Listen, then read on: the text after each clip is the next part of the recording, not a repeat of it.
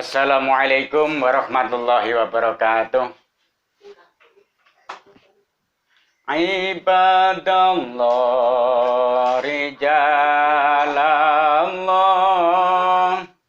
aghithuna li ajalillah wa kunu nana lillah asanakdo bifadlillah. Alhamdulillah. Alhamdulillah, nikmat Allah yang begitu besar. Nikmat Allah yang begitu besar. Kalau kita mau mensyukuri itu, kalau kita menghitung-hitung nikmat Allah, nggak bisa dihitung nikmatnya Allah. Apalagi kalau kita mau merasakan nikmatnya Allah, kita tidak akan bisa. Bagaimana besarnya nikmat Allah. Nggak bisa menghitung pokoknya. Nggak bisa menghitung. Nikmatnya Allah itu karena begitu besar, maka kita nggak bisa menghitung. Teringat ketika saya di pondok pesantren. Jadi di situ di pondok pesantren itu bermacam-macam. Bermacam-macam tingkah pertemanan.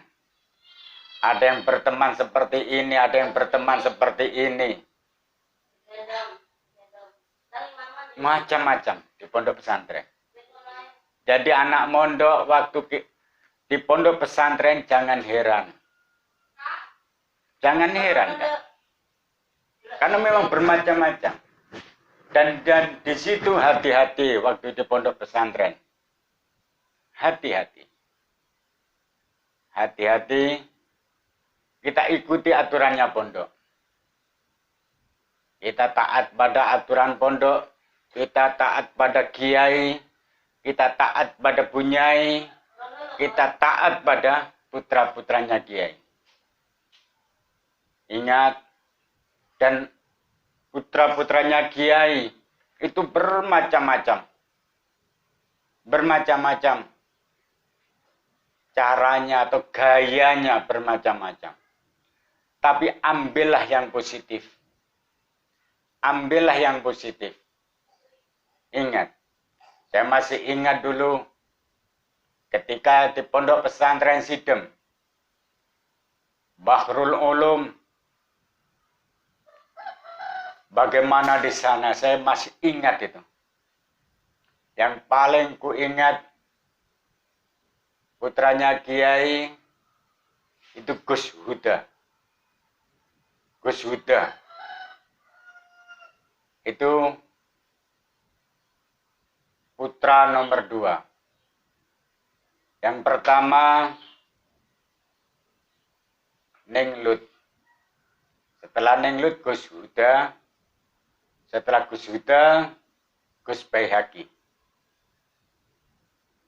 Bagaimana itu yang paling aneh Gus Huda. Tapi namanya putranya Kiai, kita nggak boleh meniru. Nggak boleh meniru. Jadi putranya Kiai bagaimanapun, apapun yang dilakukan, jangan ditiru. Dia putranya Kiai. Putranya guru saya. Dulu masih kecil, tapi di sana dulu dia masih kecil. Gus Huda masih kecil. Yang paling aneh dia. Jadi putranya Abuya Yasmari itu yang paling aneh dan selalu terkesan aku sama Gus Huda. Bagaimana dia suka bawa batu itu. Jadi suka menghantam orang itu. Suka itu dah. Jadi pakai batu kecil. Batu itu dihantamkan sama santri itu udah biasa Gus Huda itu. Tapi karena dia putranya Kiai, kita jangan niru. Dan kita nggak boleh membalas. Inilah putranya Kiai. Jadi suatu tingkah yang di situ mungkin sesuatu itu pasti. Kalau aku yakin dan pasti. Putranya Kiai bagaimanapun tingkahnya pasti ada kebaikannya. Makanya di situ jangan kita tiru apapun yang dilakukan. Jangan kita tiru. Dia mengaji atau enggak, kita enggak tahu. Tapi di balik itu aku yakin dia pun mengaji. Hanya kita aja yang enggak tahu. Cara mengajinya itu urusan dia sama Allah. Ini Gus-Huda. Kalau melihat santri-santrinya melihat memang Gus-Huda enggak ngaji. Tapi sebenarnya dia ngaji. Dia belajar. Itu gaya. Caranya aja. Hanya kita nggak tahu aja caranya. Caranya Gus-Huda mengaji itu bagaimana kita nggak tahu. Jadi kita nggak bisa meniru. Malah Gus-Huda putranya Kiai Asy'ari nggak ngaji nggak apa-apa kok. Jangan ditiru. Kalau kita nggak ngaji, bodoh.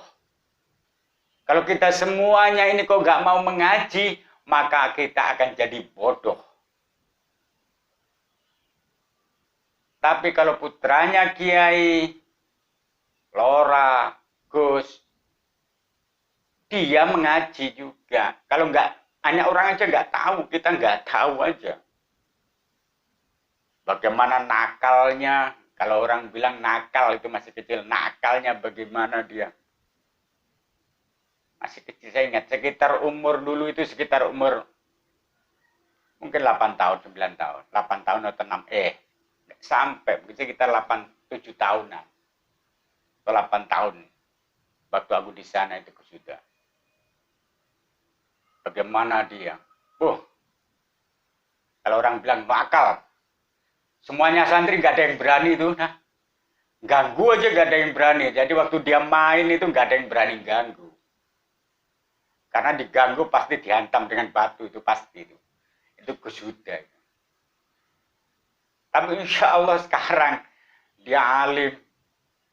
Sekarang dia alim. Kalau kita nakal seperti itu, maka kita tidak akan alim. Tidak akan bisa apa-apa. Tapi Gus-Huda alim akhirnya. Masalahnya apa? Karena dia putranya Kiai. Dia Gus. Jadi suatu tingkah apapun yang dilakukan putranya Kiai, kita jangan niru.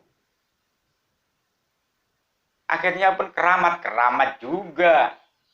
Gus-Huda keramat akhirnya. Karena dia cara mengajinya kita nggak tahu aja. Cara belajarnya kita yang nggak tahu. Jadi kita yang salah, bukan Gus-Huda yang salah. Ingat, jangan sampai suka menilai putranya Kiai dengan menilai kejelekannya. Kau akan tertipu. Kau akan tertipu. Jadi melihat Kiai atau putranya Kiai kejelekannya, tingkahnya yang mungkin nggak cocok secara mata kita, mata telanjang kita. Mata telanjang kita nggak cocok. Jangan kau nilai itunya. Kau tertipu oleh itu. Kau lihat kebaikannya. Pasti ada. Dan akhirnya putranya Kiai yang selalu yang seperti itu. Pasti akhirnya alim. Karena apa? Cara belajarnya nggak sama dengan kita. Bagaimana itu antara Gus-Huda dengan Allah, bukan antara Gus-Huda dengan manusia. Inilah putranya Kiai. Ini saya cerita-cerita putranya Kiai. Wah, insya Allah besok akan saya ceritakan lagi putranya Kiainya yang lain juga. Guru saya, atau putranya guru saya yang lain. Ini guru saya, kalau di Sidem, paling mengesan adalah Gus-Huda. Dan mudah-mudahan diberi barokah umur, selalu dijaga oleh Allah Gus-Huda. Dan selalu dalam perjuangannya dibela oleh Allah. Allahumma amin. Gus-Huda, Meskipun di sini aku sebagai santrimu jarang bertemu, tapi hatiku masih mengingatmu, Gus. Mudah-mudahan Gus Huda selalu diberkahi oleh Allah. Allahumma amin. Dan ilmunya, doanya Gus Huda, mudah-mudahan diberikan doa yang mustajab. Sehingga semuanya santri-santri Pondok Sidem, Pondok Bahrul Ulum, diberikan ilmu yang manfaat dan barokah. Bil barokah warakaromah Syekh Abdul Qadir Waliullah bisafaat Nabi Muhammad biiznillah waridallah. Hasbunallah wa ni'mal wakil, ni'mal maula wa ni'man nasir, wala haula wala quwwata illa billahil aliyyil azim. Wassalamualaikum warahmatullahi wabarakatuh.